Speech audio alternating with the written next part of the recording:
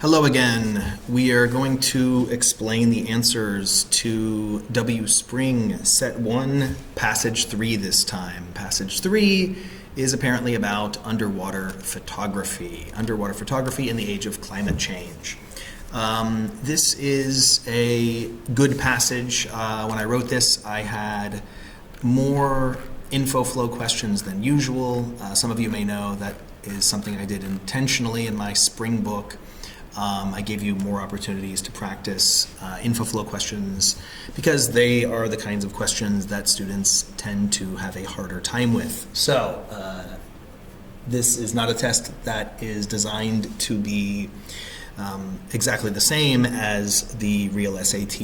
I made this instead to provide you with extra practice for the things that you probably need to practice the most. Let's get started. Number 23, we're going to have to decide whether to delete or keep a sentence. And as you know, our method is going to be to carefully read the entire paragraph first.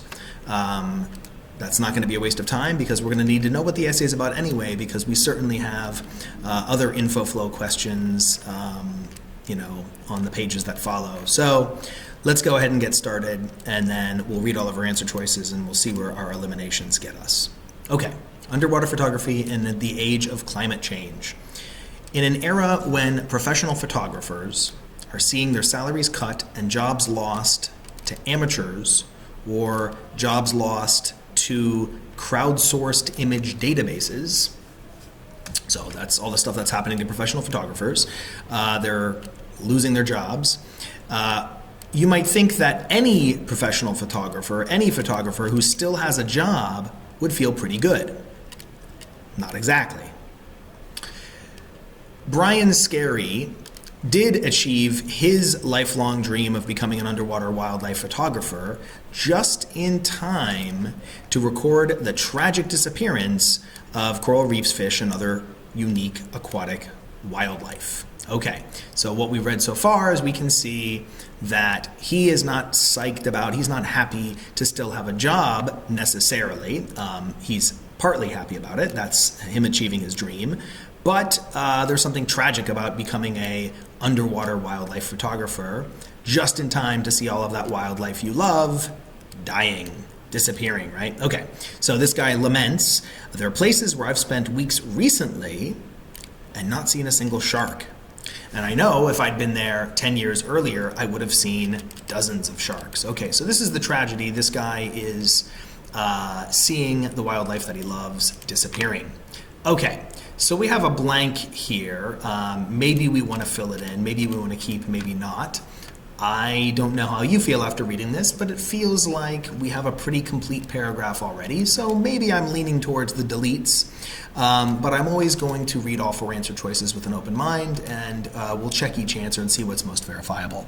So A says, this sentence here, let's read it first, explains the way he feels about experiences mentioned in the previous sentence. Well, let's take a look. In spite of this tragic turn of events, Scarry has no regrets about his profession. He has no regrets about his profession. Does this sentence explain why he feels the way he does about the experiences we just mentioned? What experiences? The fact that he now regularly doesn't see sharks in places where he used to. Does this sentence give us a reason why he feels the way he does? Well, no, actually, it sort of tells us that he has a different feeling about his profession, that he has no regrets. So I think what we can do is we can circle this part as the reason why A is wrong. We didn't give a reason about what he felt. In fact, we talk about a different feeling aside from the feeling of lamentation, disappointment, right, that he felt in this previous sentence, in this quote sentence about the sharks. Okay, so no, A is out. Let's check B. Does this sentence down here introduce the topic and the perspective that are elaborated on in the next paragraph? Oh boy. Well, we hate seeing that because we're going to have to read the next paragraph, but it looks like, well, That's just what we have to do. So let's be patient and do that before we look at C and D. Okay, are we introducing a topic and a perspective that are elaborated on in the paragraph that follows? Let's check it out here. Okay, we'll read. Let's see here. In spite of the turn of events, he has no regrets about his profession. In spite of the tragic turn of events, he has no regrets about his profession. Let's see if he has regrets down here or not. Let's read this. So his career began when Scary was, this is interesting. That career.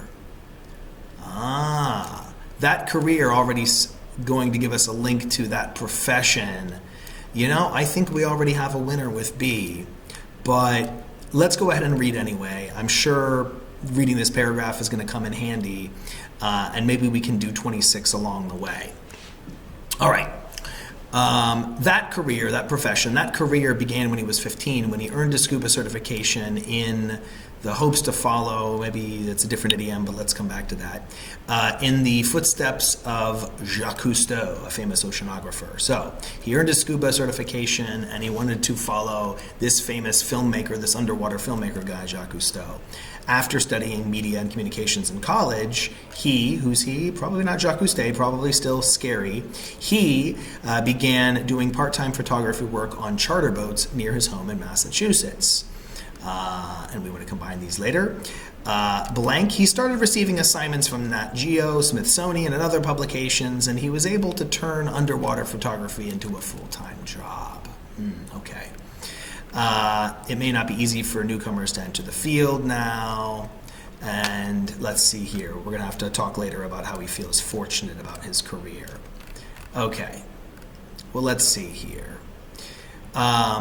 Interestingly, I don't see a lot that we can use to verify choice B, but the topic is certainly his profession, his career.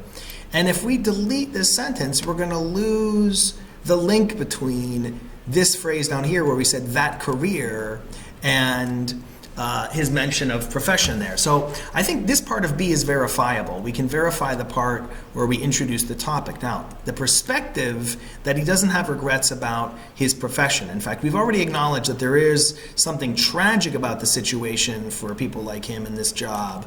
But that overall, he has no regrets about entering this field. And I guess when we read his story down here, we found that he was interested in photography, and then he started documenting shipwrecks. And so basically, he steadily moved into underwater photography, and he turned that into a full-time job.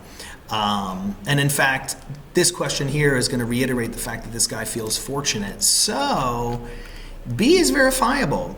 Even the perspective, I guess we don't really finish the perspective until we get down to 27. This is an interesting question, but it looks like the main clue, or the easiest clue we can use to answer it, was this little link over here between career and profession. So B is going to be our best answer that we have. Let's just double check to make sure there's nothing we missed in C or D. Because remember, I thought it was going to be C or D, but the evidence took me here for B, even though it took me a little while to see it. Okay, contradicts the idea presented earlier in the paragraph. Well, no, we didn't contradict anything earlier in the paragraph, and in fact, that's kind of what this pivot up here was referring to. Yes, he feels happy and grateful to be a photographer, but not exactly. It's not just happiness that this guy feels.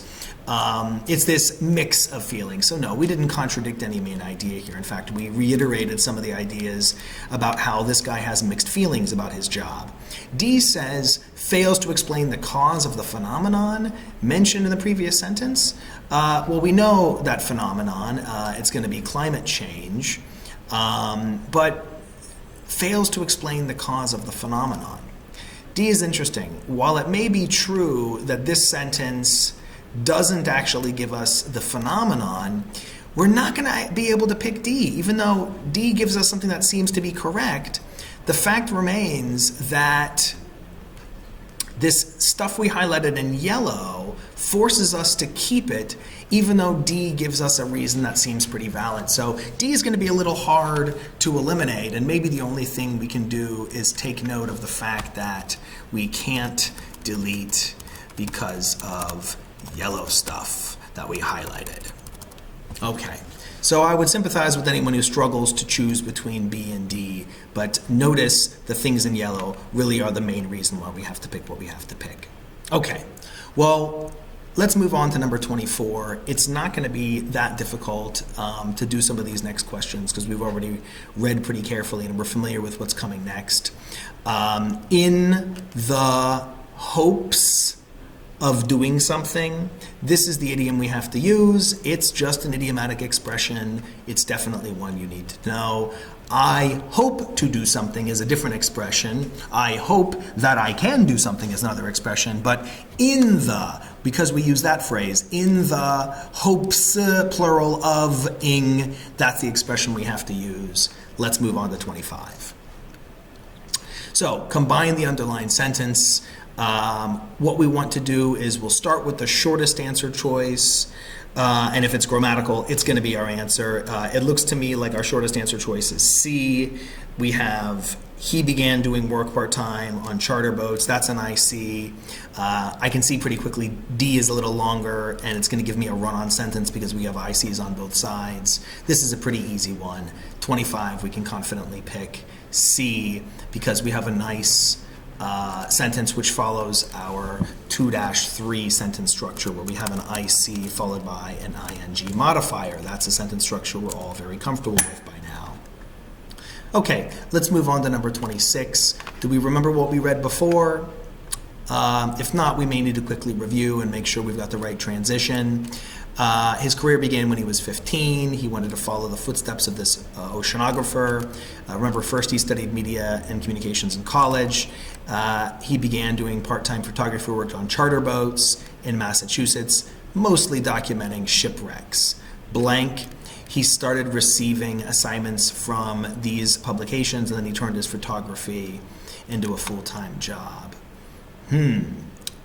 Well, as such, everybody should remember from the end of the grammar pack, the last page of lesson 12, last page, that as such has to mean as the noun I just mentioned over here. Well, he's not as a shipwreck, and it says photography work. It doesn't say a photographer, so we can't say as such because there's no noun that the word such could be replacing, so A is out. Gradually just means over time, eventually. That's clearly the right transition here. We've got a little chronology that we're sort of establishing. First he did this, then he did that. Gradually, over time, he was able to do this other thing. Okay, so 26 should be pretty easy for us to verify. We are not summarizing and we are not introducing a hypothesis or supposition. That's why C and D are both out. Let's move on to 27. Okay, well, we've already previewed this one when we were reading our paragraph back for number 23. Down here we noted Scary feels fortunate about his career. I will admit rather than reading this sentence, I peeked over here to figure out what number 27 was going to force us to do. And remember, how does he feel fortunate about his career? Remember we said it may not be easy for newcomers to enter the field now. Remember, the field is shrinking, we learned in the first paragraph. And so let's talk about how he feels fortunate about his career. He'll be the first to admit that technology has introduced new challenges and new opportunities for those interested in the work he does. Well, the challenges part is kind of undermining what we're looking for in the question, isn't it? How does he feel lucky? How does he feel fortunate? Let's see here. B says, determined individuals may find it possible to break into the industry as long as they have perseverance and the ability to swim. Okay, that's cute, but it doesn't talk about Scary at all. And actually, we can see Scary is missing from C very easily, can't we? In another 10 years, changes in tech may shift prospects in a more positive direction. Well, here it is. Scary acknowledges that his career has been a 1 in a billion shot. It's like winning the lottery, right? He feels fortunate. That's what we're looking for. What an easy question. That one's perfect. Okay, speaking of easy, let's move on to the vocab in number 28. Once again, like we saw in the previous passage, when we saw conventional wisdom as a set expression that we simply had to know, Here, the clue is going to be coming after the underlined section. So we are doing something to challenges. Okay, let's read the sentence, and I'll try to help you understand why pose a challenge is the correct answer. Okay, as lucky as this guy may feel, his work over the last 30 years has also unique challenges. It has presented, right, unique challenges. It has given him, it has created for him unique challenges. Well, that's what the word pose means. The dictionary will give us a literal definition of the word pose, in addition to what you do when you're posing for a camera shot.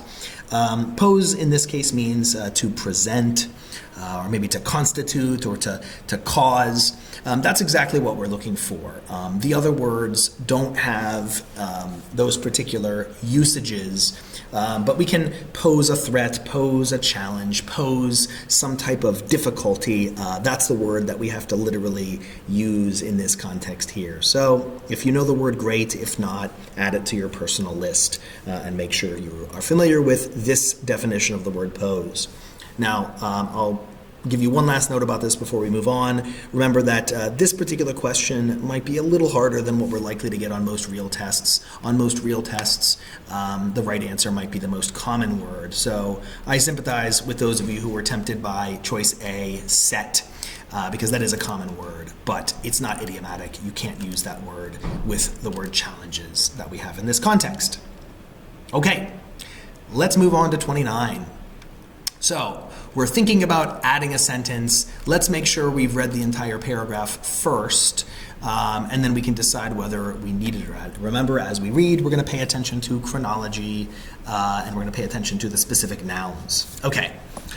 As lucky as Scary may feel, his work over the last 30 years has also posed unique challenges. What are those unique challenges? Let's figure it out. It's not possible to use zoom lenses underwater. That's what this word means. Zoom lenses, telephoto lenses underwater. So this guy must get close to his blank. Well, if your vocab is bad, it doesn't matter, because you can figure out this word quarry must mean the thing that you are trying to take a picture of. Your dictionary will tell you that quarry means something that you are hunting. But remember, as usual in the writing section, we shouldn't get thrown off by vocab. We can figure things out from context. Okay. It's not possible to use telephoto lenses, so he has to get close to the things he's taking photos of. He cannot just ask a giant whale shark to sit still and say cheese. Isn't that cute? Okay, blank. We're not going to jump over here. We don't care what this says yet. Let's keep reading. He, I guess he is Scary, right? We always check our pronouns and don't lose our flow of thought. Scary has also had to brave sub-zero conditions for hours in the North and South Pole, often while weighed down by over 40 pounds of gear and thermal insulated diving equipment. Okay, well, what are all these details? Let's not forget our GS that we were writing about here. These are the, remember, unique challenges that this guy faces.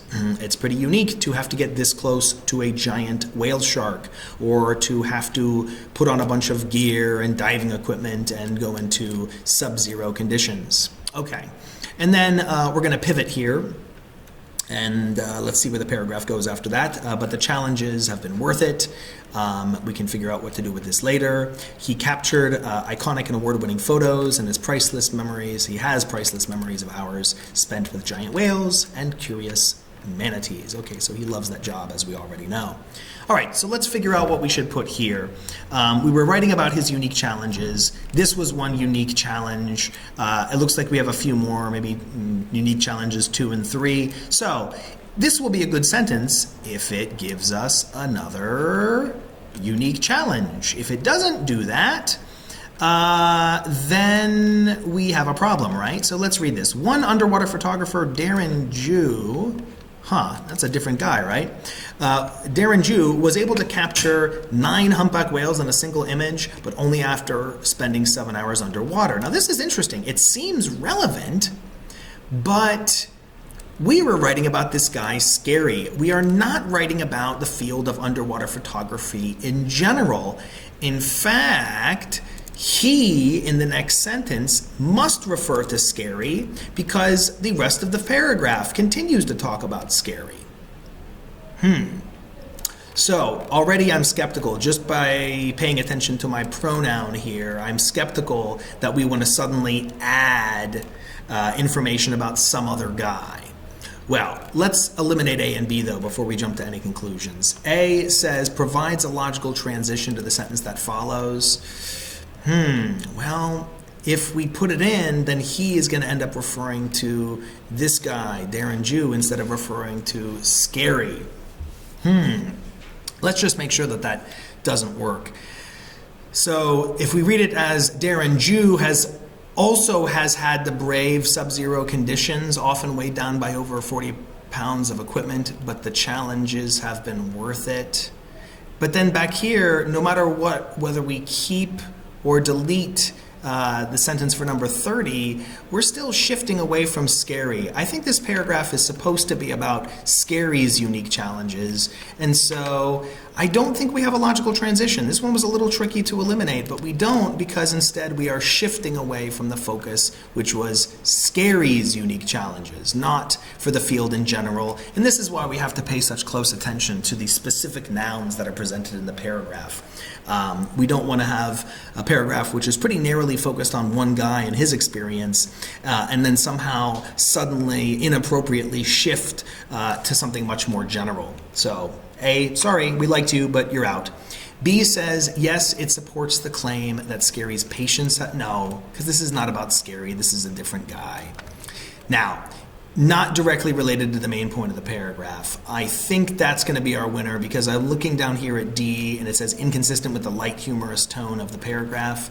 Well, okay, there was a little bit of humor here in one sentence, but we can't say that the rest of the paragraph has a light humorous tone because nothing else does. This down here doesn't look humorous to me. In fact, this looks pretty formal and direct to me. So we're going to come away picking C as the most verifiable answer, even though maybe we were tempted by A at first. And it forced us to go back and take a second look at what this sentence or who this sentence should really be about. That was a bit of a challenging question, wasn't it?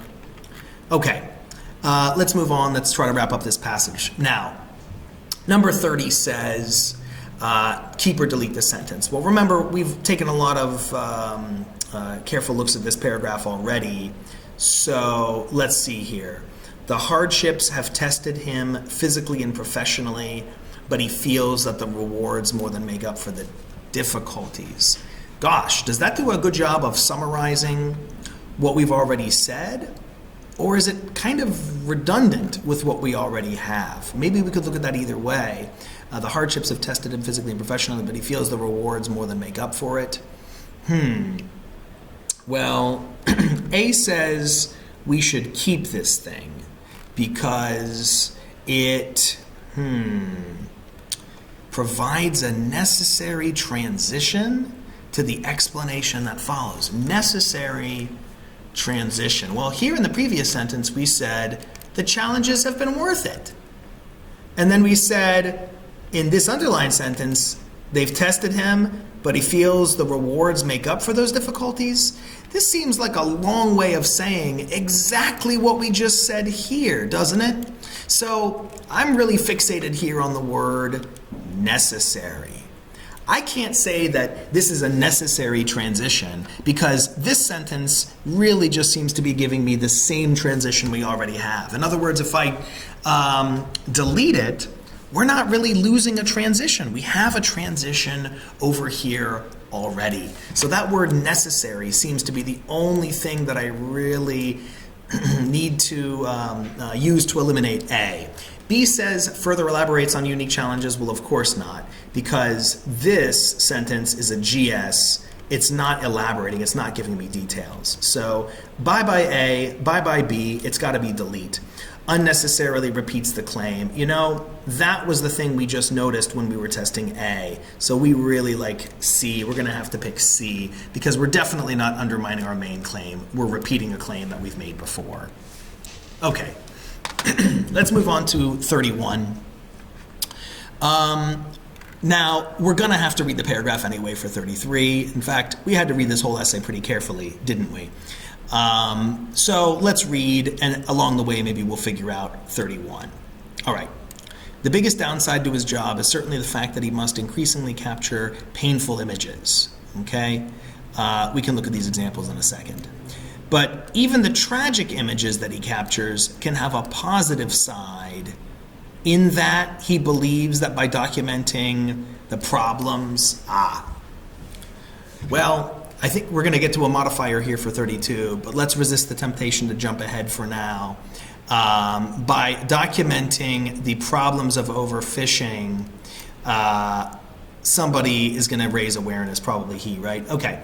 Even the tragic images that he captures can have a positive side. Well, I wonder if we can use in that and colons interchangeably.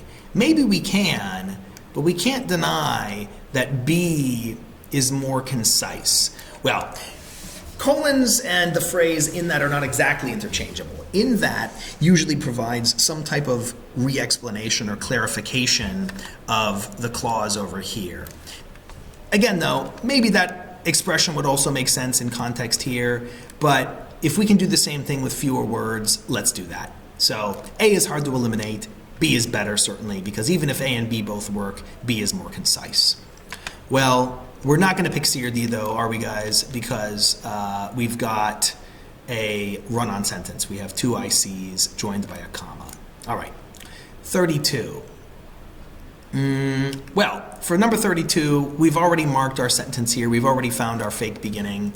We know that after this little fake beginning here, we have by documenting problems. So over here, we need somebody who's documenting problems, and that's got to be he, Scary. So this is a pretty easy modifier problem, isn't it? He is the one who is documenting the problems. All right. So I guess we got sidetracked. We were trying to read the whole paragraph and we just couldn't resist. We answered 31 and 32 pretty easily. Let's do number 33 now. Okay. So remember, the biggest downside to his job is the fact that he has to witness this tragic sight. Remember, the disappearing oceanic wildlife, dead manta rays caught by fish trawlers, or the reef habitats that have been devastated by these environmental factors. Okay, but remember, even the tragic images can have a positive side, because if he's able to document this destruction, maybe he can raise awareness. Okay. So, if he does his job well, he thinks that he can inspire people to care more about the beautiful blue parts of our home planet, and that he thinks that he can perhaps make us see tuna and salmon as wildlife that we should care about, not just something to eat. Okay. Well, that's a cute little ending. Maybe we're done, but it looks like we're being asked to consider whether we should add this sentence. Okay, so wants to raise awareness. Maybe he can inspire people. Maybe he can make us see these fish as things that should be protected and cared about. After that, let's add this. Because of the urgency of the problems our oceans face, well, we did mention several problems, right? Overfishing, habitat destruction, climate change. Because of the urgency of the problems our oceans face, and because job prospects for underwater photographers have never been better? Wait a minute.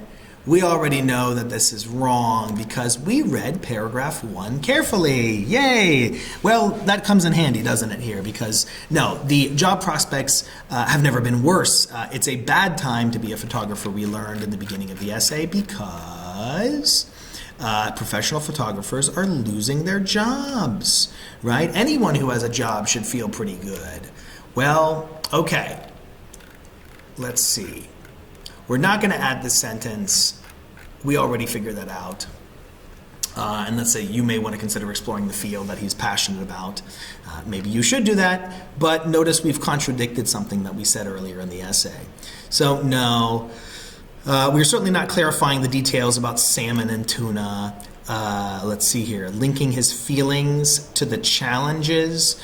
Well, yeah, we sort of did that, but we undermined the claim made in that first paragraph. So B is nice. It reminds us that we should go back and pay attention to the first paragraph, but we cannot pick B because of this contradiction here that we've already identified.